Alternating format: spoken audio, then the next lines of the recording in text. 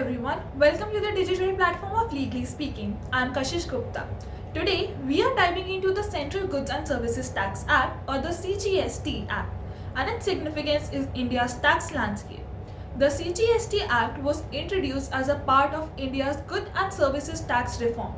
The primary objective of this act is to simplify India's complex tax structure by unifying various indirect taxes into a single comprehensive tax regime.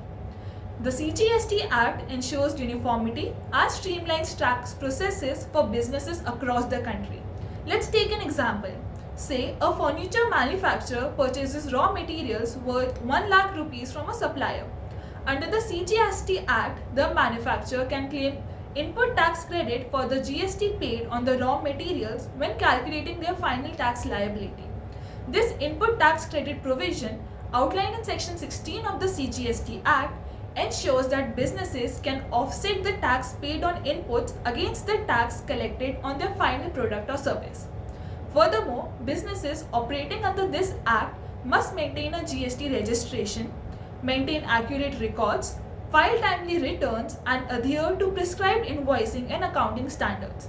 Non-compliance with the CGST Act can lead to penalties and legal consequences. Understanding and complying with the Central Goods and Services Tax Act is vital for businesses operating in India. By doing so, they can contribute to the nation's growth while avoiding legal implications. That's it for this video. For more such informative content, don't forget to subscribe to our channel. Thank you.